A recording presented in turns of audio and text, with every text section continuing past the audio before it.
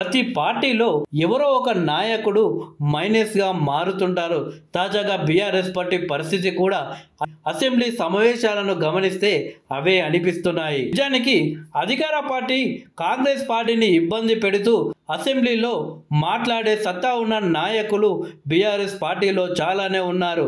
హరీష్ రావు కావచ్చు, కేటీఆర్ కావచ్చు, జగదీష్ రెడ్డి కావచ్చు, అలాగే వేముల ప్రశాంత్ రెడ్డి కావచ్చు. వీళ్ళంతా కూడా మంచి సబ్జెక్ట్ మాట్లాడుతూ ప్రభుత్వాన్ని ప్రశ్నిస్తుంటారు.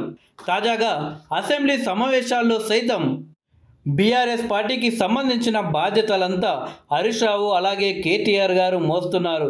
కేసీఆర్ గారు అసెంబ్లీకి దూరంగా ఉండడంతో ఇక పార్టీని ముందుండి నడుపుతున్నారు హరీష్ అలాగే కేటీఆర్ గారు. ఒకవైపు కాంగ్రెస్ పార్టీ అటాక్ చేయడం, మరోవైపు బీఆర్ఎస్ పార్టీ అటాక్ చేయడం, ఇలా సబ్జెక్టు మాట్లాడుతూ అలాగే ఆ పార్టీల చరిత్రలు కావచ్చు, వాళ్ళ నాయకుల చరిత్రలు కావచ్చు, వాళ్ళు అసెంబ్లీ సాక్షిగా మాట్లాడుకుంటూ అసెంబ్లీ సమావేశాలు చూస్తున్న వారికి కూడా ఒక సాటిస్ఫాక్షన్ అంటూ వస్తుంది. అయితే లీడర్లంతా సబ్జెక్టులు మాట్లాడుతుంటే ఎలాంటి సబ్జెక్ట్ లేకుండా నేను కూడా మీడియాలో కనిపించాలి, నేను కూడా హైలైట్ కావాలి, నా గురించి కూడా మీడియాలో రావాలి అని కొందరు నాయకులు ఆతురత పడుతుంటారు.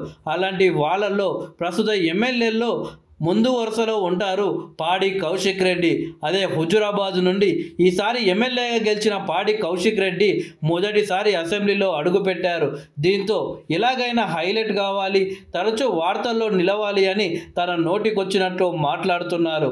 తాజాగా గత కొన్ని రోజులకు ముందు ప్రభుత్వాన్ని ప్రశ్నిస్తున్న సందర్భంలో ఏపీ తెలుగుదేశం పార్టీ నాయకుడైన మంత్రి లోకేష్ గారి రెడ్ బుక్ని కాపీ కొడుతూ నేను కూడా ఒక బుక్ రాస్తున్నా అని పాడి కౌశిక్ రెడ్డి వెల్లడించారు.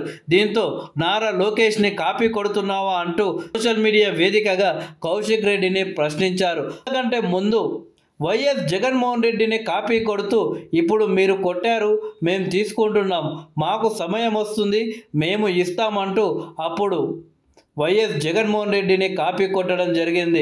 దీంతో సోషల్ మీడియాలో పెద్ద ఎత్తున కౌశిక్ రెడ్డిపై ఫైర్ అయ్యారు నెటిజన్లు.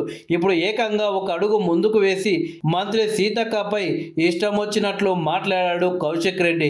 కాంగ్రెస్ పార్టీ ఎమ్మెల్యేలు, మంత్రులు అలాగే నెటిజన్లు కౌశిక్ రెడ్డిపై ఫైర్ అవుతున్నారు.